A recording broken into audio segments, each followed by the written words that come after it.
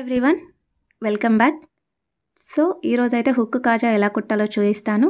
Left హ్యాండ్లో హుక్కుని గట్టిగా పట్టేసుకొని ఇలా చూపిస్తున్న విధంగా నీడిల్ని క్లాత్కి గుచ్చి అలా రింగులో నుండి తీయండి. ఓకేనా? నేను 2 వరుసల దారం అయితే తీసుకున్నా. అలాగే రన్ అవుతున్న దాంట్లో నుండి మాత్రమే మీరు లాగండి. అర్థమవుతుంది కదా? ఎందుకంటే ఆపోజిట్లో మీరు తీస్తే, ఈ సైడ్ దారం నుండి తీస్తే మీకు చిక్కు వస్తుంది, ఉబ్బుగా వస్తుంది. అందుకని చెప్పేసి నేను రన్ అవుతున్న దాంట్లో నుండే తీయమని చెప్తున్నాను. మీకు వేరియేషన్ కూడా చూపిస్తాను. మీకు ఇలా రింగులో ఎన్నైతే వస్తే అన్ని వేసుకుంటూ వెళ్ళండి దగ్గరగా. మినిమం ఒక 8 to 10 అట్లా వస్తాయి. అంటే హుక్కు కొన్ని పెద్ద సైజులో ఉంటాయి, కొన్ని చిన్న సైజులో ఉంటాయి. దాన్ని బట్టి కూడా ఎన్ని టైమ్స్ వేయాలి అని చెప్పేసి క్లారిటీగా చెప్పలేము. సో అదన్నమాట. ఇలా మీకు ఎంతవరకు వస్తే అంతవరకు వేయండి దగ్గరగా. ఓకే, ఫార్మాట్లో వెళ్ళిపోండి. మీకు రన్ అవుతున్న దారంలో నుండి మాత్రమే తీయండి. ఈ సైడ్ నుండి ఒకసారి, ఆ సైడ్ నుండి ఒకసారి తీయకండి ప్లీజ్. చూస్తున్నారు కదా, ఇది కంప్లీట్ అయింది. ఇప్పుడు పక్క దాంట్లో నుండి ఎలా తీయాలో చూపిస్తాను. సో ఆపోజిట్లో తీద్దాం. దీనికైతే రన్ అవుతున్న దాంట్లో నుండి కాకుండా చూస్తున్నారు కదా, ఈ సైడ్ థ్రెడ్లో నుండి తీస్తున్నా. మీకు లాస్ట్లో వేరియేషన్ ఎలా ఉంటుంది దానికి దీనికి ఒకసారి చూడండి. ఓకేనా? సో ఇలా కంప్లీట్ అయిన తర్వాత మీకు గనక ఇది ఇన్నిసార్లు వేయడం రిస్క్ అనిపిస్తే మినిమం ఓ 4 to 5, ఈ రింకో 4 to 5, ఆ రింకో 4 to 5 అట్లా వేసినా సరిపోద్ది. స్టిఫ్గానే వస్తుంది, ఊడిపోయే ఛాన్సెస్ అయితే తక్కువ ఉంటాయి. అర్థమవుతుంది కదా?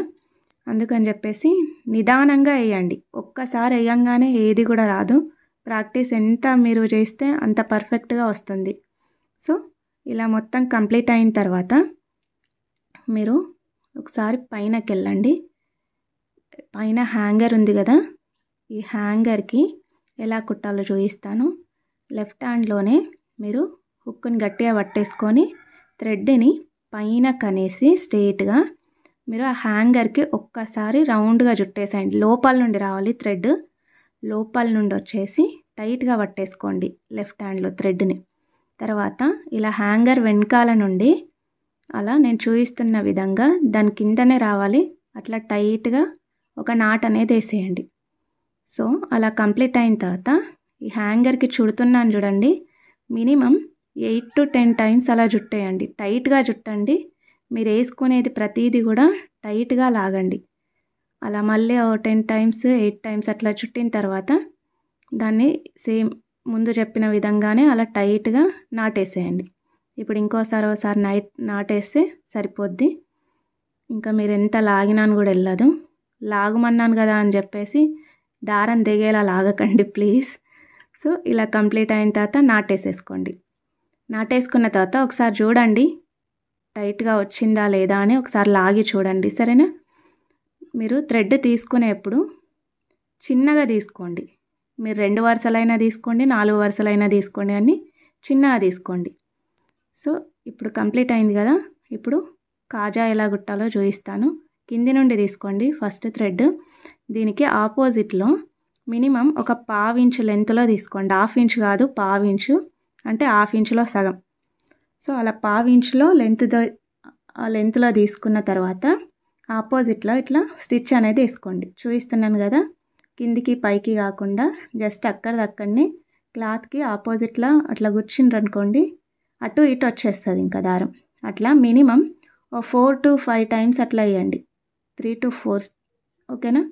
3 to 4 టైమ్స్ అయినా సరే వేయండి. బాగా వేస్తే ఏంటంటే మీకు ఇప్పుడు ఒక మాట, ఇలా క్లాత్కి థ్రెడ్ ఇంకా ఎండ్ అయింది కదా, మీరు మిడిల్లో నుండి తీసుకొని మీకు ఎటైతే థ్రెడ్ ఆగిపోయిందో రన్ అవుతున్న దాంట్లో నుండే తీయండి. ఎటైతే థ్రెడ్ ఆగిందో ఆ సైడ్ తీయండి, ఇటు లాగకండి. అర్థమవుతుందా?